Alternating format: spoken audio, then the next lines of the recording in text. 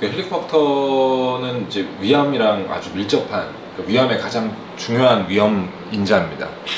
그래서 1급 발암불치라고 이미 이제 알려져 있고요. 그리고 최근 이제 연구에서 보면 젊은 사람한테서 건강한 젊은 성인에서 헬리코박터가 있었을 때 재균했을 때 위암 발생률을 거의 50% 정도 감소시킬 수 있다라고 돼 있어요. 그래서 헬리코박터가 없이 위암이 생기는 경우는 상당히 드뭅니다. 그래서 위암 환자 전체 환자 중에 99.9% 정도가 헬리코박터 감염자예요. 그래서 위암과 헬리코박터는 굉장히 밀접한 관련을 갖고 있고요. 그래서 재균 치료를 해도 점막 변화가 지속적으로 남아 있기 때문에 그런 점막에서 위암 발생률이 이제 영구적으로 좀 증가됩니다.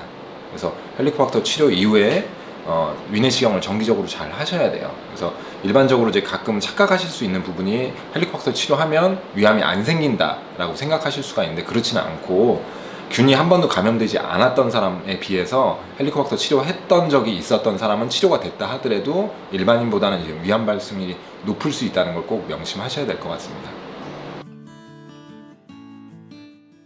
중년 분이셨었는데 내시경을 해봤더니 이제 진행성 위암, 굉장히 한 10cm 이상의 이제 진행성 위암이 진단되셨던 분이 있어요. 그래서 과거 병력을 여쭤보니까 한 6년 전에 재균 치료를 했었고 치료가 잘 됐다는 얘기까지 들으셨었는데, 그 얘기를 듣고 그 이후로 이제 보통 우리나라는 2년에 한 번씩 나라에서 공당 검사로 위내시경을 이제 지원을 해서 검사를 하게 되는데, 그걸 이제 한 번도 안 하시다가 이제 6년 만에 저희 병원에 오셔서 처음 내시경을 하고 진행성 위암이 진단됐던 분이 있습니다. 그래서 이제 안타깝게도 이제 수술 이후에 검사 결과를 보니까 3기 말 정도 돼서, 그런 경우는 이제 생존율이 굉장히 희박하거든요. 20% 미만 정도이기 때문에. 그래서 암 같은 거는 항상 조기 발견만 이제 생존율을 최대치로 끌어올릴 수가 있기 때문에, 조기에 발견하려면 헬리코박터를 치료했던 분들은 꼭 1년이나 2년에 한 번씩 꼭 내시경으로 위를 추적을 해보셔야 됩니다. 이제 이분 같은 경우가 이제 올해였어요. 19년도에 이제 검사했던 분인데요. 여기 이제 위에 상부 쪽에 그 궤양성 종괴가, 궤양을 동반하고 있는 종괴가 이렇게 보였고요.